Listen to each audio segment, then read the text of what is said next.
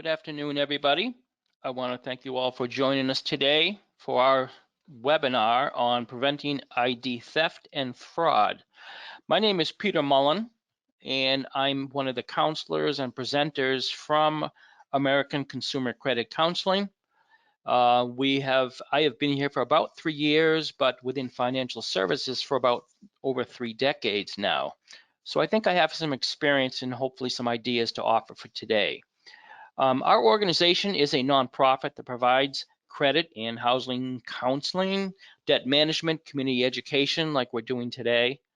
And we've been in business now coming up to 30 years. So in September, we're going to hit our big 30-year mark, which is exciting for us. And we've been helping many consumers nationally learn how to do many things like to manage their own money through counseling and workshops like we're doing today.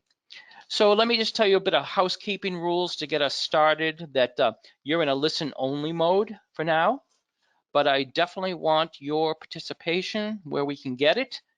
We have 2 ways to do it in our GoToWebinar meeting today. One is that you can answer some questions. When I pose a question in the chat feature, it's going to show with a red button, and then you can press the red button to respond. And my colleague, Maddie, will help me monitor the responses and pass them on to me, and we'll do the best we can to answer what we can. We have only an hour for the full day today. And then another way is when I ask the question out to everybody, are there any questions? I want to open it up to any questions you might have. So same thing, you'll click on the red button and simply pose your question. Again, we'll try to do what we can, okay?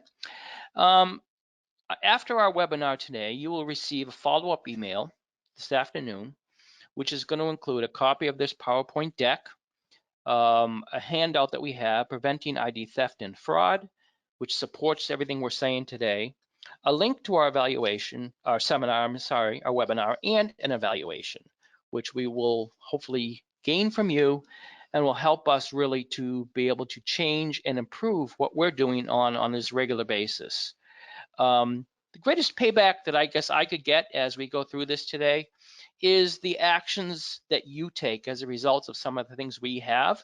I want to just tell you that I've also offered my own email, pmullen@consumercredit.com. Should you have any questions that follow this, I'm glad to try to respond to you where I can. Okay, so let's go on with really our agenda and our goals for today that we have. Okay, so our starting goals that we have are to do this. We want to realize that we want to prevent many small issues from turning into much larger and painful and costly issues for you. No one has to hold you up anymore with a gun to gain some or all of your money, right? Maybe that's a good thing. But we want you to be aware of how prevalent ID theft is and how it is used to steal from you or commit fraud. Often they steal you first, and then they use that to help commit the fraud. But more importantly, we want you to know how to prevent it in the first place or take immediate steps if it already has occurred. Okay, hopefully we can prevent it. But the agenda will be in 4 sections. So the sections we have is the many direct, what we say direct and indirect ways cons can steal you bit by bit. So stay tuned for that. The variety and numerous ways that your money is taken by fraud. Also number 3, increasing your awareness of the frustrating and ugly practice of being conned, but then knowing that we can do things, that there are things we can do to counter this by having solid controls, right? And then we're going to end by summarizing some of these key messages and provide a list of 9 great resources you can use. Okay, so let's get started with what we want to do. And the first thing I want to do with you all is to pose this question to you as a way of to see what people are thinking. We have good news. We're all over the nation. We have about 12 states that have registered for today. And so good representation, a lot of folks from California, Texas. I suppose some of you are right at your lunch break. So let's pose this question to everybody. Suppose that you find yourself traveling down the highway, right? And you saw this billboard. You saw this sign flash up just as you're passing it. And I want to know to you, would it bother you if you saw this sign that seemed to pretend your name's in there instead of mine? Would it bother you to see that? So I'm going to launch a poll and see what you all think about this. And please just answer yes or no. We got about 25 people on right now. I'd love to just hear what some of your thoughts are. So would this bother you? Yes or no? Take a minute to get that.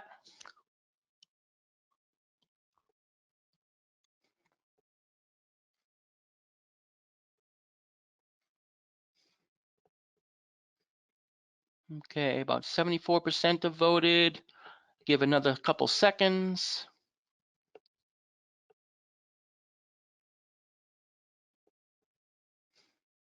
So very quickly, feeling hungry, just take the next exit and grab your favorite ham and Swiss on rye, whatever yours might be.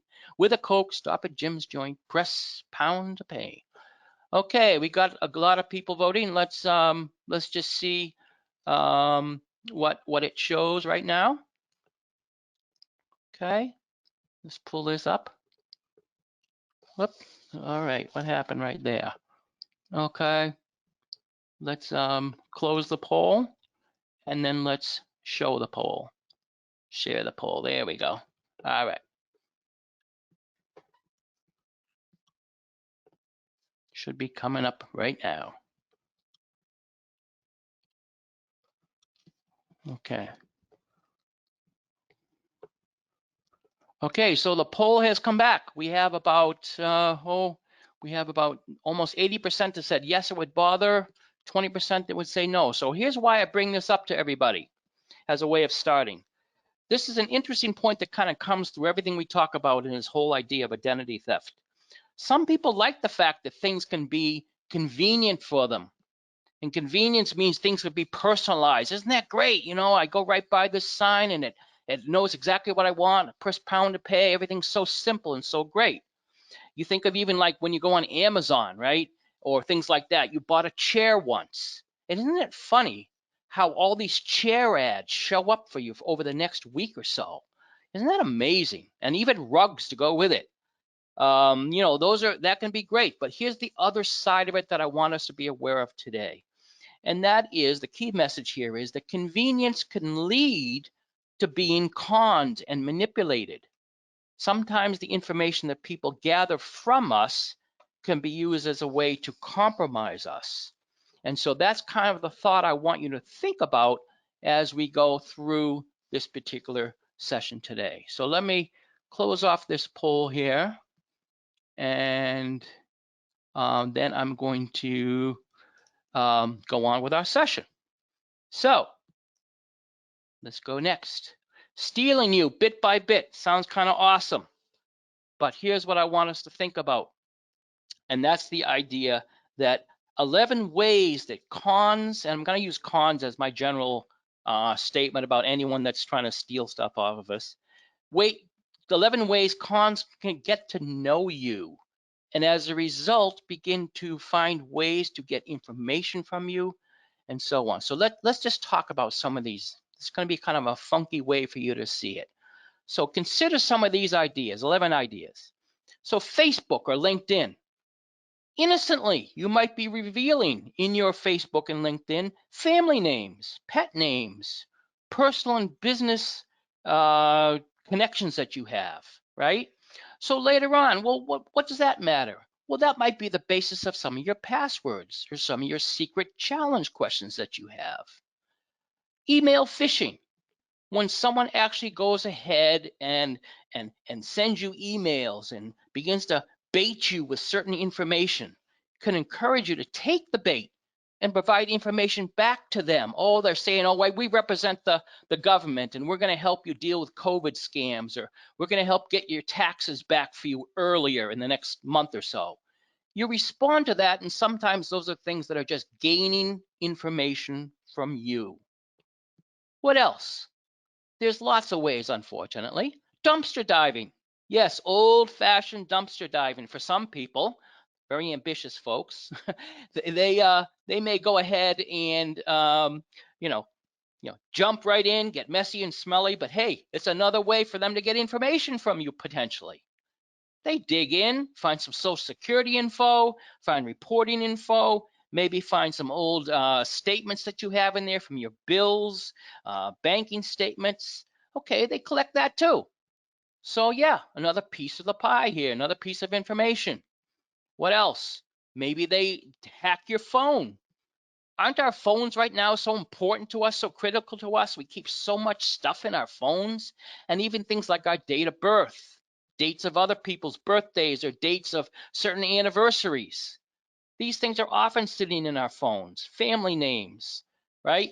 So the key here is that someone could, with a little bit of effort, not even a lot of effort, begin to assemble information about us, information that could end up being used against us. What else? Public records. I bring this in simply to say that these things you really can't stop. There are public records, a lot of things you may or may not know that are out there, like, for instance, if you sell a house or when you buy a house. I could go look up and find out, if I knew your address, what you paid for your house. Well, that tells me a little bit of something about you, how much money you have, how much money your house is worth. I know when you're moving, when you send a change of address. I might know a little bit about that you're going through a divorce or maybe even facing foreclosure. These are things that I can tap into, and if I have a bad motive, I could begin to send you literature about how I can stop your foreclosure. You might be excited to take me up on my offer. How about other social media out there? There's lots of it.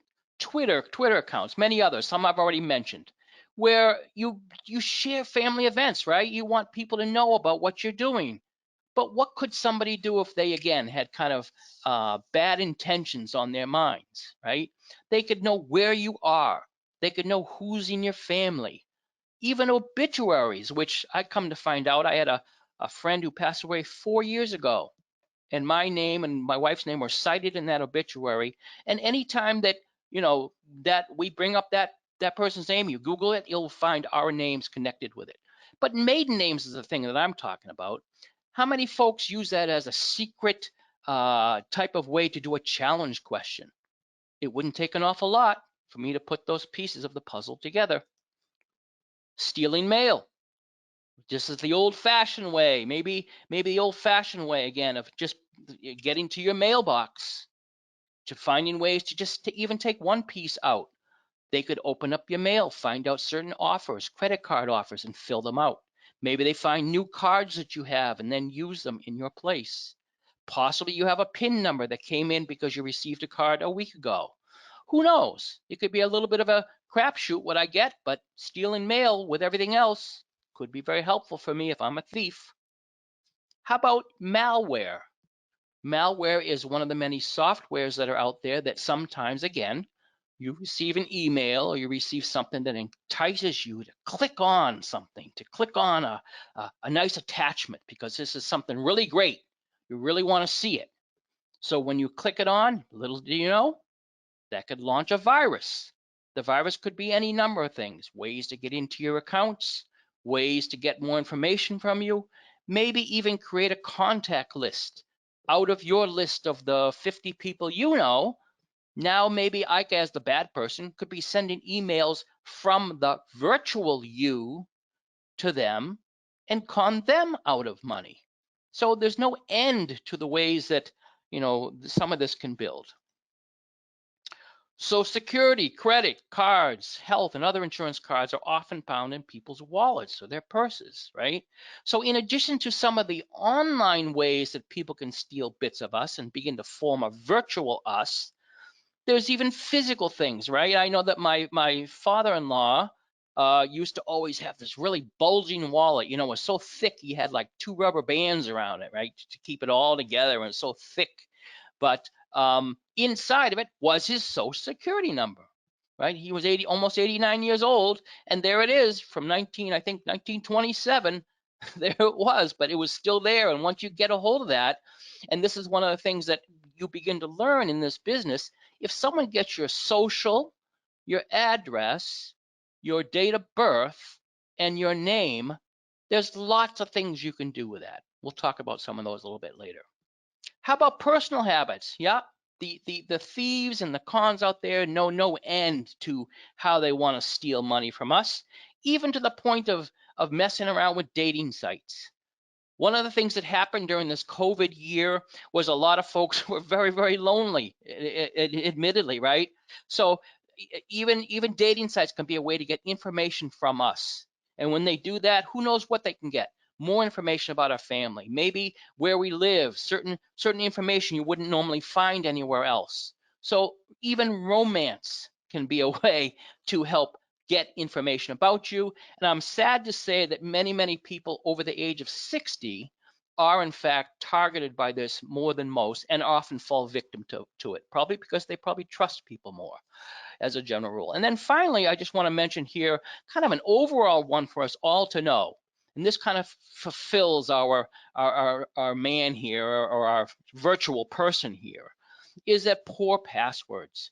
If you throw that in the mix and you're using one password for many of these apps that you see here, or if you use a very simple password like 1234, again, thieves know this, and they can put this together and begin to figure out ways to kind of, in a sense, steal you and make a virtual you. So I put all this together to say, if they create a virtual you, they will commit fraud. That's why they're doing it. They're building it to be able to go on to do other things. Identity theft is real, and identity theft is something we have to fight. How about some of the other top social media come-ons? And what this is looked at an IT security firm is called KnowBe4, and they listed out what are some of the top examples of top phishing requests that are out there. Again, what is this? More bait that could lure you to click on more exciting subjects. You appeared in a search today. Peter, your friend tagged you in a photo, or someone mentioned you. I'm not saying that all these are not legitimate. I'm saying that they could be.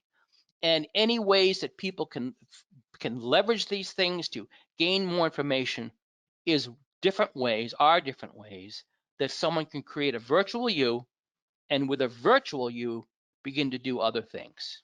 Okay? And that's what we want to talk about today. So this is section 1. Let me move on into section 2. And then I'm going to open it up for some questions, right? So I'll do some general things, open up for questions. This is section 2 about fraud follows the money. So in section 1, we were talking about how a virtual you can be created. Someone steals you, not because they want to be you or be me necessarily, but they're going to use our cyber selves to gain money.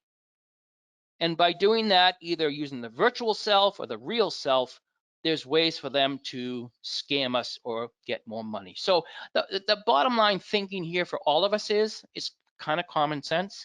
Fraud follows the money. Wherever there is money out there, there's going to be some person or persons who are thinking, geez, how can I get my hands on that money?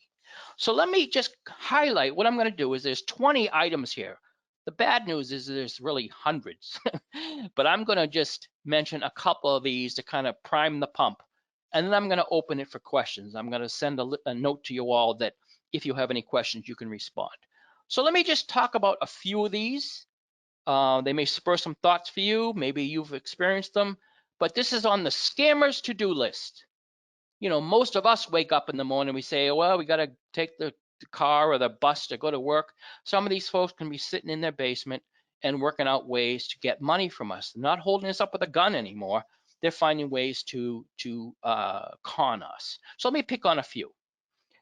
Going on the left side, family emergencies, right? When they think of ways to get to us emotionally, when we react to someone calling us, or this happened to my neighbor, an elderly lady who was told that her nephew had been, was being held up in a prison somewhere. Now, she didn't know. She hasn't seen him for years and years. But by appealing to her, kidnapping, or someone's in jail, or someone's in a hospital, or someone's hurt, or in a foreign country, you get the idea. Someone posing as somebody else to appeal to your emotions to get you to come up with money. Now, here's the weird thing about it, and it goes down to gift cards. Many, many times, and this is a sure sign, by the way, of a fraud, when they ask you to pay to release the person in gift cards. I had a place that really happened in my town where a woman was got a taxi and asked the driver to bring her to a certain place where she could buy $10,000 worth of gift cards. And he said to her, ma'am, what are you doing? And she explained the situation, and the taxi driver, helped her to stop that was in fact fake. They caught the person, and she, of course, didn't do that. There was really no problem whatsoever. How about down to impersonations? Another big one. I'm not going to cover all, but I'll cover some of these. When someone calls you on the phone, sounds so official. Their voice is deep. This is the Social Security agency. We're here because your Social Security number has been compromised. Can you please validate the number for me so we can protect you? Or this is the IRS. You owe us some past taxes, and if you don't pay us this $1,000 in gift cards, right, then we will put you in jail. There's a good number of folks that do believe this and think it's true. How about also within the COVID world, job scams, a big new one that's been happening over the last year. Job scams is where someone offers you a great paying job. And of course, I was out of work for 9 months myself, very enticing. But you have to look at them, you have to examine them and realize that job scams, again, every one of these offer something usually for you or scare you. But in the job scam, of course, what do you have to do? You have to buy some materials up front, or you have to buy some inventory up front, or you've got to do other things where you have to pay for some initial job placement administrative fees. Again, scams, all scams. And we'll explain a little later how to stop some of these. Older adults I already mentioned up on the right. Unfortunately, they are the victims of a lot of scams. And the other thing that's kind of sad is that the older generation generally do not report scams. So as a rule, they get taken a lot and they don't share it with other people. I'm sure that they're embarrassed by it. I'm sure that they don't want to talk about it. But because of that, there's not as much data on the older adult population than there might be with everyone else. But other things, what happens when what do people want? Again, romance, looking for vacations, rental houses, a lot of those things where they say you've got a great deal, this is 50% off. They again, some people fall for that. If you think from the scammer's point of view, on their scammers to-do list, if they send out some of these things, especially electronically, think of how great it is for them. They can send out a million contacts, and if only 1% or even 0.1% react, that could be good enough for a day's wages for them. Foreclosure, I'll bring that one up, the rescue foreclosure. And this is a true story from my days as a counselor, that because foreclosures are public records, this is an example of where scammers have no heart. People who are getting foreclosed upon will get fake notices from people who say to them, I can help you. If you will give me $100 or if you'll pay this fee, I will stop your foreclosure. And little do they know, in some cases, they even slip in things like the deed, paying the deed over to the person for this $500 fee or something. And the person has not only, they've just lost their house, they sold it over to somebody else. Okay, very, very bad. Last one I want to mention, then I'm going to go for questions to Maddie, is this unordered merchandise item on the right. And this is a case, again, with COVID and so much stuff being ordered on Amazon and so many other places. Don't you find stuff shows up at your doors or your neighbor's doors a lot, right? But what would you do if one day that you found that there was a package of stuff you didn't order, and yet it has a bill on top of it that says, hey, Peter, you owe us $300 for this merchandise, but I know that I never ordered it. This is one case where you can benefit. Be clear on the fact that you never ordered it or no one else in your house did. And the law says you not only don't have to pay the bill, but you get to keep it. Because again, what are the scammers trying to do? They're trying to catch some people that will fall for this. And if they get some amount, they've stolen the merchandise probably from someone else's house, put a bill on it, and then charge it to me. If they get, again, 5% of the people who say, sure, I'll pay the bill, that's probably worth the money. Okay, so this is what I like to do right now. I'm going to type a question out to everybody and just ask, are there any questions? And then by doing that, you're going to get, I believe, something with a red dot on it that allows you to ask questions of me. So far we've talked about some ways to steal your identity. We've talked about some ways to that you're ripped off through scammers' to-do list. I'd like to ask if there's some questions coming in, and ask Maddie if they, as they come in, to please send a few on to me. So please respond by going to the chat and then clicking on the red button and ask a question if you have any.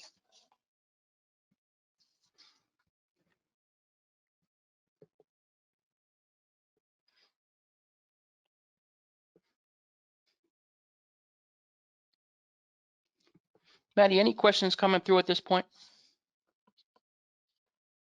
Okay, no questions so far. Then what I'm going to do is I'm going to continue on and we will go through more items here together. Okay, so con job appeals.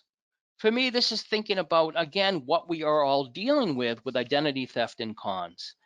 Okay, you have to think of it from this perspective. Cons, or people that want to steal from you, are generally not stupid. They know what they're doing. They know a lot about technology, but they also know about human behavior and human nature. So this is some of the ways that they separate us from our money. Fear, right? Threatening you with arrest, fines, fees, or charges by somehow promoting a situation in which if you don't do this, you will be put in jail. Well, does everyone fall for that? No, but some people sure do. Greed, a good one. Appeal to people's greed. If you pay me this $100, or if you give me this, if you pay out this fee or fill out this registration and send a $50 with it, you'll be registered to win $1 million. Great, great. Or great investments. These investments have proved true. They're so fantastic. Again, you need a starting fee of $100 for materials. All fake. Many, many fake things. One of the biggest ways people lose money is through sweepstakes. They fill in all this information. They basically give information to the crook, and in the end, they get nothing. Helpful nature, again, kind of creepy in a way, recognizing another aspect of many folks is that you want to help your neighbors, right? You want to help community drives. You want to help the police or the fireman's ball or something like that.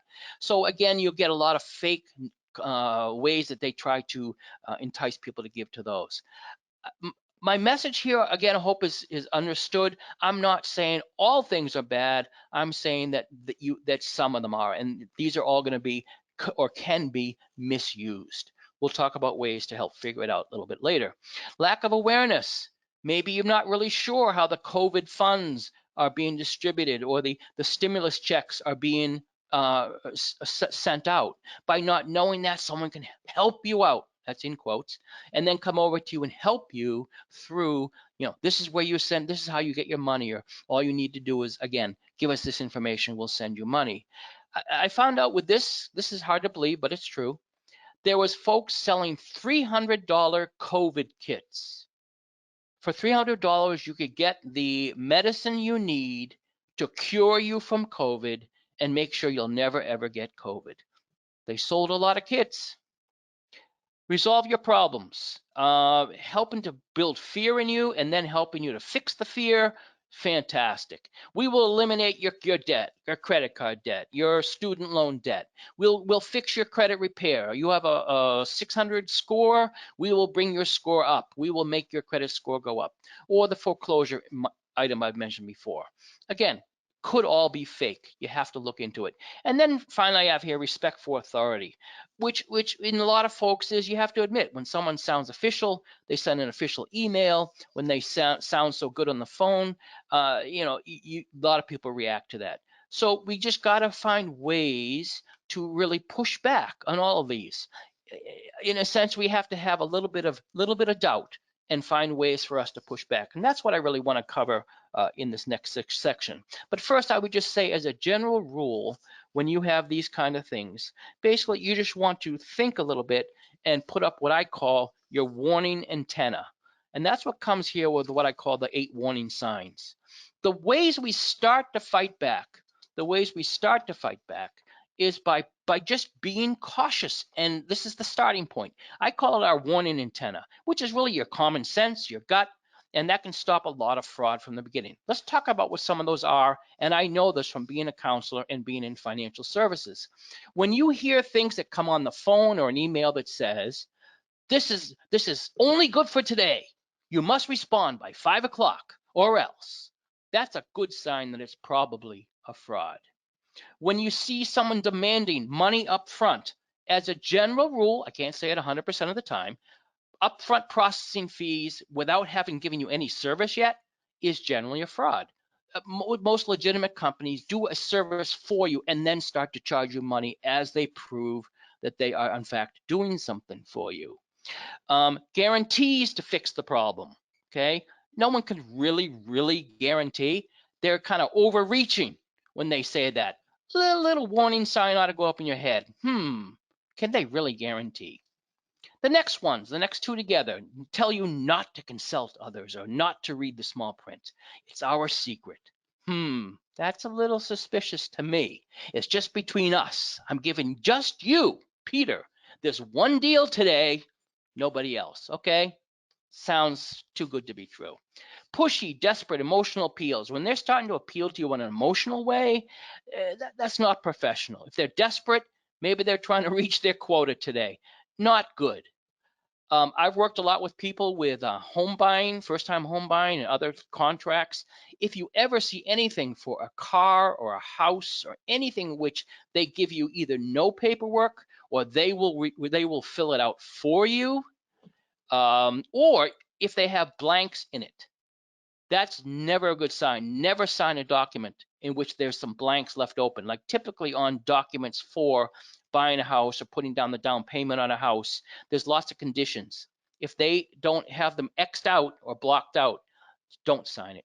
And then overall, I just say a creepy feeling it would be your gut.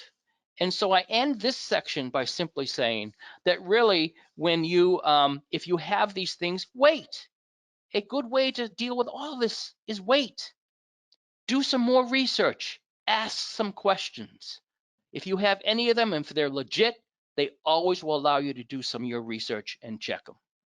Okay, so I see a question that's here. I want to try and, I'm sorry. Let me put that back. Let me just go to this for a second and see what I have. My identity was recently used to try to gain unemployment benefits. Should I worry about more? I reported it to the state unemployment office as fraud and received a confirmation email. I would say that what you might want to do very well, and we're going to come actually up to this in a second, is one of the ways is to deal with your credit report.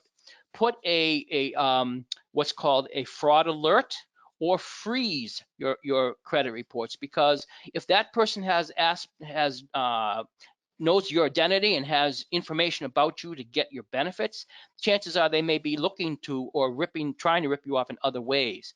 By putting a fraud alert on your credit report, that's what I'm going to come up to next. That's one way to be notified if anyone in fact is trying to do other things. Okay, let's go on to then some of the ways that you can make some of these work. Okay, so I have this broken out into these three things. Before you get ripped off, during the time that they're trying to rip you off, and after you've been ripped off. So think of it this way. In this great battle that we have against ID theft and fraud, the good news is we have some great defenses. There's your own, like I already mentioned, some of your own good feelings, okay? Don't deny those. Think, is this too good to be true? Then it doesn't smell right, then stop and ask some questions. But here's some things you can do before things happen to you, okay? So let's go through them very quickly. First thing is free copies of your credit report. The credit reports are from the three bureaus. We'll talk about them in a minute. And they offer a good history, up to 7 years worth of your history. So if somebody is doing anything to you that involves anything with credit, loans, taking out a car in your name, opening up accounts in your name, your credit report will show that. So to the earlier question, that's one method. Certainly dealing with the government, I'm going to give you a site in a second, will help you in another way. Just so put a hold on that for 1 second. Run a free fraud alert. on your credit reports, if you run a fraud alert, it's either 1 or 7 years. Basically, anytime someone tries to open an account in your name, let's pretend it's me, in my name, someone opens up a checking account, I will get an email that says to me, hey, did you open up a checking account today? And I say, no, I didn't. So I will quickly be able to stop that. Another way to deal with this, and this is a great solution, but it has a pro and a con. You can go ahead and ask the three bureaus, TransUnion, Equifax, and Experian, to freeze your reports. What that essentially does is stops any activity. No one can get a car, or no one can take out a loan, no one can open a credit card because you've frozen your report. Now, the only downside of this is that if it's frozen for them, it's also frozen for you. So if you do freeze your report, you have to recognize that you couldn't even open a card until you unfreeze it.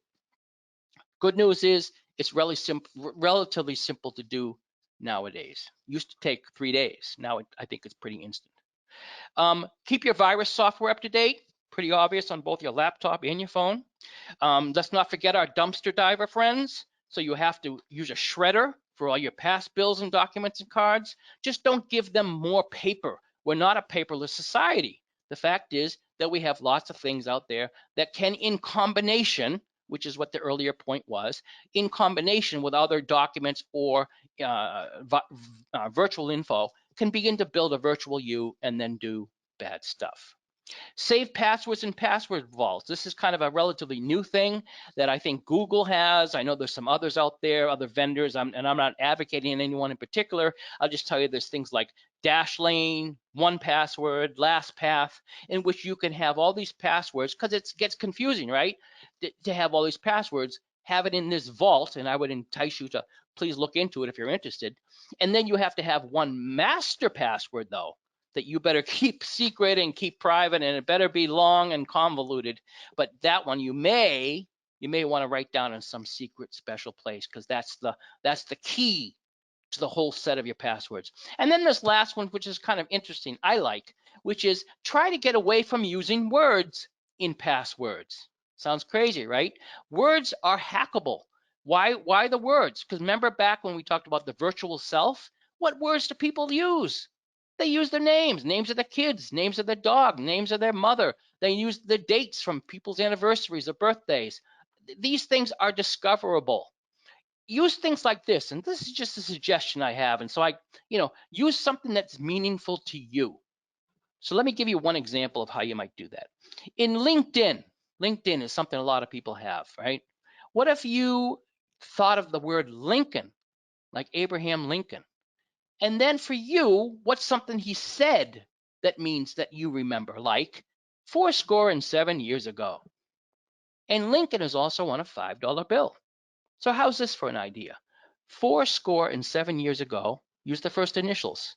I use 4 SA 7 YA, then the $5 is $5 sign. So that's something I can remember, but it looks really crazy. 4SA7YA $5 That's not a name. Who's going to remember that but you? Okay. So I come up with this funny way to think of this as the end. Convenience plus manipulation equals conipulation. You don't want people putting this stuff together because of your convenience. They can find ways to manipulate it and your info and then use that info against you. So here's the 3 credit bureaus I was talking about earlier. They're very important. Again, this is all going to be given to you, so you don't have to write this down. But these credit reports are available, as you see up here, once a year, but now they're available every week. So one of the small bennies from COVID has been so far that credit has, I should say, cons still continue in the COVID world, but now you can get access to your reports to see if someone's messing around with it on a weekly basis, not an annual basis. It's a good thing, good thing. So your job with these credit reports then is to run them as often as you want, basically every week. You don't need it every week, but you can run them every week. Fraud alert if you want to. That basically makes sure that you're notified of any actions. And then finally, you also have ways to freeze them. And so this is all going to be accessible for you until April of 2022. Isn't that great? So for a full year, you're going to have access to this information. All right, let's move on. Countering the con jobs with controls. We're on number 2 now, or I'm still number 3, but we're on the during. Okay, you're in the midst of a call, or you're in the midst of an email from somebody. And so someone's beginning to try to do stuff to get info from you. So what do? You need to recall, again, put your antennas up. Recognize that IDs can be faked. So you get, oh, caller ID, it says Social Security on it, or police. That's fakeable. Everything's it can be faked, it seems, nowadays. So you have to really be careful. You have to, I don't say be paranoid, I just say be aware. Put your antenna up. When someone calls you and you feel like this wasn't right, number 2, check the sources yourself. This is like foolproof, I think. If you have someone call you from your bank or Social Security or IRS, say, thank you very much. Call me again tomorrow. If it's really true, they will. And then in the meantime, go and check the sources yourself. Hello, ABC Bank. Did you just give me a call, or did someone call me about this, about my account? And that's how you find it. Emails. One of the things that helps tell you that it might be a fake is misspellings and grammar. Now, I just have to say, sometimes you work with people that have misspellings and grammar, but as a general rule, if you see that in an official email, that's a sign. More importantly is grammar. Spelling could be checked by spell checks. Grammar is a little bit harder to fake if you don't know the language, as an example. Like, let's just say someone says, I have deal for you. Well, knowing that it should be, I have a deal for you, might be the kind of thing that's just overlooked, as an example. Okay, the burden of proof is on the caller and sender. They shouldn't be calling you and making you do all these things. It's them that has to prove that they are legitimate. So make them prove it through their identification or their credentials, or pointing you toward a legitimate site, especially one that's found on the sites I'm going to mention at the end. That would really be legitimate. But here's some keys that I found out too in your Sherlock Holmes quest of trying to just find out some more potential warning signs. And that is when you see things like from a legitimate source, like let's just say Facebook, the domain name is facebook.com. Now, if you see someone use that and put information between it, facebook.petersripoff.com, sure sign when you see that stuff stuck between that it's probably not real. Google can be used to help you sort out some clues. If you are starting to get calls from Microsoft, or at least that's what you're hearing, or you think it's from Microsoft, go to Google and write this statement right in. I got a call from Microsoft about a virus on my laptop.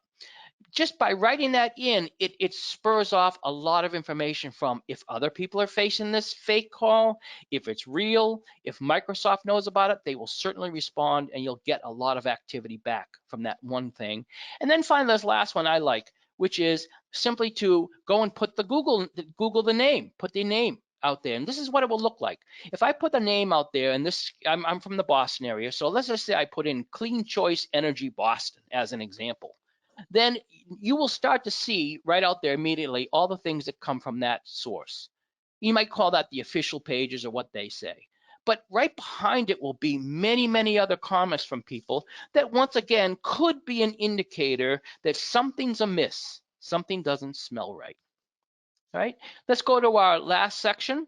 And our last section here on, again, how do you counter some of these jobs? This is if in fact things have already happened.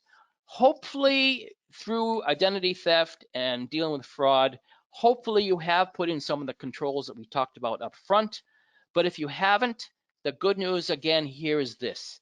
There's this report new by the FTC, and it's found on identitytheft.gov. Please get to know that address because it's a great source of finding the truth about so many of these frauds. And don't want to depress you, but there's hundreds of them out there.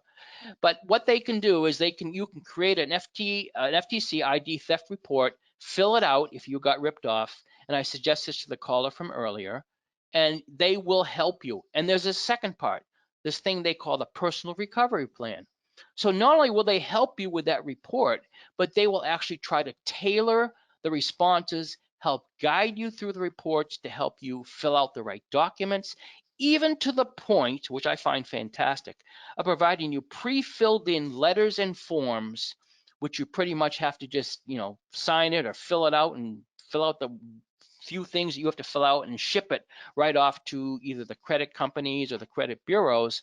And through all that, they are basically, doing 99% of the work for you to help make sure that you are able to dispute and block any fraudulent info. So again, we're back to your credit reports are often the source of telling you what's happening, good or bad, and the ways that you can also control a lot of things about your life. Does it control everything? No. Some things in your financial life, like cash, some things like checks, those are not on credit reports. So you'd have to rely on other sources like your statements from your bank and so on for things like that. Okay. Here's what you do need to know about the response time. Credit cards are liable up to $50. So sometimes some of my financial colleagues will say, it's better in a questionable situation, typically like even overseas, to use credit cards. Because if you get ripped off with them, your liability is limited to 50. But if you use your ATM card, then you have to realize that the timing makes a difference. If your ATM was in fact compromised, you got to realize that you have, if you don't report it within 2 days, if you do report it within 2 days, you only have a loss of up to 50. But if you wait after 2 days before 60 days, you're liable up to 500. And if you never report it, your whole account could be wiped out, and you could never, in fact, get that done. Okay. All right. I see a follow-up question to the last one that came about the unemployment claim fraud. What I would suggest is you do, as I just mentioned, I would suggest that you go to one of two sites, and I'm going to mention them in a second. One is the identity theft that I just talked about, and another one could very well be the ftc.gov. ftc.gov is one of the overall site, but by putting in topics like unemployment claim frauds, again, they may very well direct you to the right spot. I think one of the keys about a lot of this is starting at the right site, which then only will direct you to proper sub-sites. What you never want to do is just go on the internet and then start clicking from some questionable site, which will only lead you astray. So I always believe it's good to start with the proper sites. Let me go to the summary and the resources, and I want to open it up for questions. We'll have about 10 minutes time for questions, which is great. I always like to have a little bit of time. Any other questions will come through, but first let me just summarize. The summary for today of what we've talked about is wherever there is money, number one, there are many people out there trying to take it by fraud, misrepresentation, impersonation, threats, old-fashioned theft. It reminds me of the old story, and I don't know if this is true, but they say that once Dillinger, from way back in the 30s, was asked, why do you go to banks to steal money? And he says, what? Because that's where the money is, right? So why do they steal money from us in all these various places? Because that's where our money is. If our money is found in taxes, if our money is found in a charity, if our money is found in some kind of a transaction we do, they're going to try to intervene and steal it that way. Number two, once someone creates a virtual you, they can gain access to all that you can. So, the days of us physically walking up to a teller, still can do that, and they recognize our face, those are kind of gone. And so this person could open up new accounts in our name or sell you on the web to someone else. Three, important one, try to do things before. Take prevention steps before is far easier than after your accounts have been compromised. Pretty obvious, but it's good thinking. Go to your credit reports and set up some of the things you want to set up. Use password phrases rather than words, and maybe use password vaults if you want to. And then if compromised, create what's called an FTC ID theft report. Change your passwords and logins and pins, and so you're in a sense starting fresh. The other great thing just to say here, which I think is important, which is this: by you beginning to do the report, the fact that you're reporting it gets better controls for the future. The more you report it, as in this is happening about my my stimulus check is being stolen in this way, the better the FTC can better respond to it and give us fixes for it. These are the 9 sources that I point out to you and that I leave you with before I have any questions. So these are various sources, nine places that help us learn more about fraud. So things I've talked about today, scams and identity theft. A lot of these will help you do that. Identitytheft.gov, ftc.gov, consumerfinance.gov, great places. IRS, that's another one for someone who's having tax problems. Start with these and they will help you. Gain assistance from the FTC in reporting and resolving the fraud.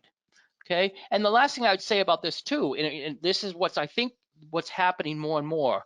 If you all recall, if you've ever been in a situation where you had like a little fender bender, more and more the insurance companies won't respond to your fender bender unless you fill out a police report. And in a sense, validates and shows that it was a true fender bender. So get this, they're looking for the identity theft report in part to know that you are not trying to defraud them, in the fact that you are saying you got defrauded. So you need to fill out the report as a way to not only give information to the Fed, but also as a way to help ensure that this is legitimate, and then you can get the proper help and assistance that you need. All right, I'm going to open it up now to questions again. Let me ask again. Are there any questions? Are there any new questions? And send that off to everybody. So take a few minutes to do that.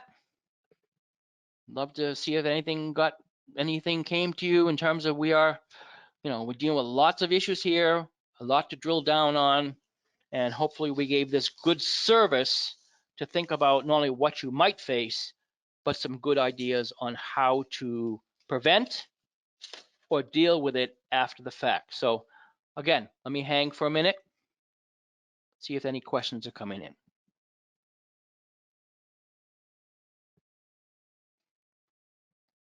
Okay, so I see one. Do you suggest identity theft insurance? I have to say I've never heard of that, to be honest. Never heard of it. I would look into it though, because to me that sounds almost like that's a scam. But you have other things that can help you. If you report, like I said, very quickly, you can find ways to stop things from happening. But if in fact it does happen, the question then is how much liability you're facing based on what types of things are compromised. Okay, next one. What do you do in a place like DC where the police will not take a fender bender report if there is no personal injury? Well, that's asking more of a, that's really more of an insurance question for a car issue, which I wouldn't want to answer here. I don't know about the insurance laws there. I'd like to have maybe to respond to questions, but they're much more related to identity theft or fraud. Anything else, Maddie, that's coming through?